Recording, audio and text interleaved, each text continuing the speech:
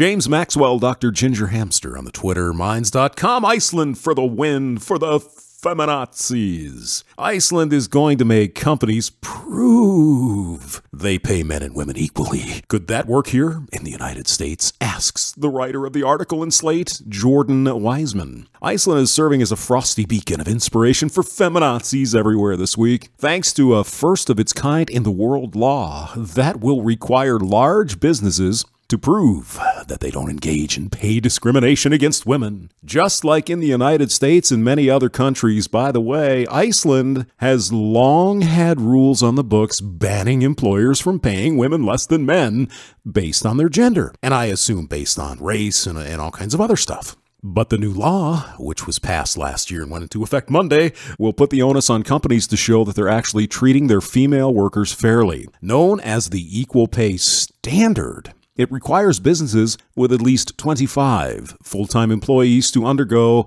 an official audit of their pay practices every 3 years. Then submit it to the government for a certification. Companies that fail to measure up could face daily fines. Oh, even in Iceland, they've convinced people, do you know what an average is? Do you know what an earnings gap is? No, it's a wage gap. Women are being discriminated against. The gender pay gap is bullshit. That's not what the article says, but we all know it's crap. Well, at least how they define it, all right? It's an earnings gap. They say the gender pay gap is an especially fraught issue in Iceland, where women have had much better luck winning equal footing in government than in the workplace. The World Economic Forum ranks Iceland tops for women's political empowerment. Almost half of the country's parliament was female last year. Isn't that lovely?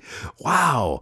And is the country's new prime minister a female? Katrin Jakobsdottir. Perhaps not coincidentally, lawmakers have come up with some cutting-edge policies meant to promote gender equality, such as this rule that requires that females make up to 40% of corporate boards. That is a law in Iceland, people. That's right. And yet, Icelandic women are paid 30% less than men on average. Did they say that in the story? They're paid? No.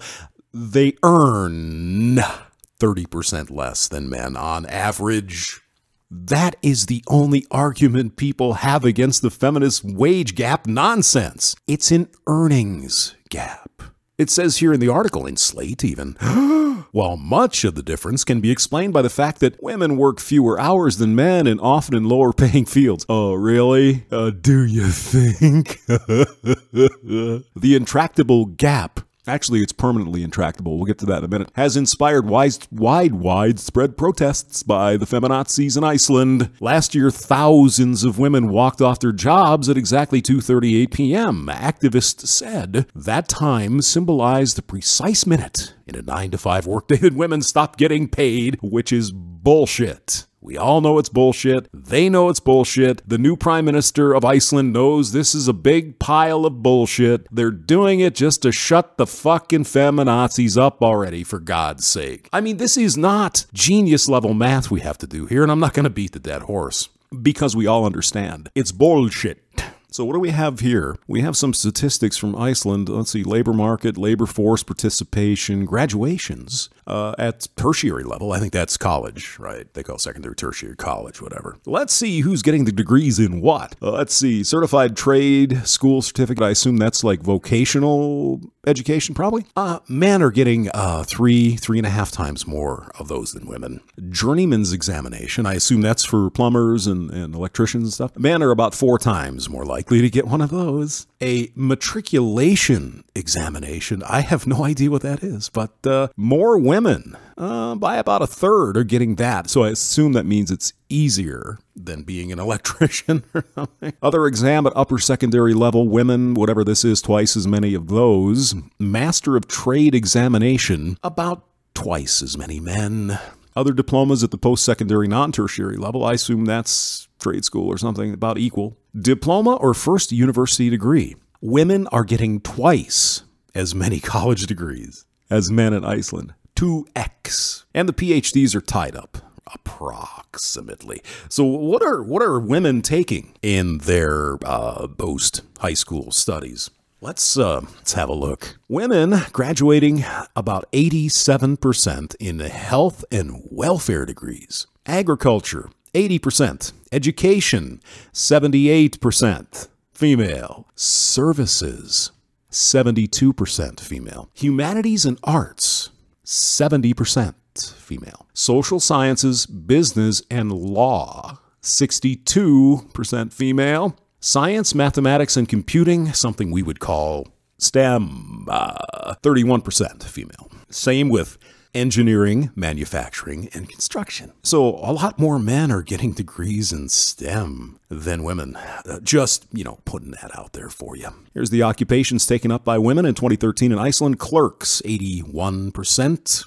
Service and sales workers, 62%. Professionals, I assume that's lawyers and such, 60%. Associate professionals, about 57%. Elementary occupations, if you could believe it, there are more male teachers in Iceland than female, which is crazy, isn't it? Senior officials and managers, women have about 38% of that. Agricultural and fisheries workers, 22%. What's one of the main businesses you think in Iceland? Can you? It's fishing. Isn't that something? Craft and related trades workers, 15%. And plant and machine operators, 15%. So, do you think career choice perhaps has anything to do with the pay earnings being lower among men and women? You think that maybe a little, could it be just a little bit in there? So anyway, they're continuing this lie, this bullshit myth, and now they have a law in effect that women are paid 30% less than men on average, right? No, women earn 30% less. Why is this problem always going to be intractable? Well, I suppose if 50% of all jobs in all fields, every possible thing is taking up exactly 50% men, 50% women, we might get close to the earnings gap being zero. But since that's not going to happen, we live in a free society. People can pretty much choose what they want to do. So the only way to accomplish the goal of these feminazis is to pay everybody the same. And that means equal outcome. And that means socialism. And that means equal misery for everybody. People, do you see where they're trying to go? James Maxwell, thanks for listening.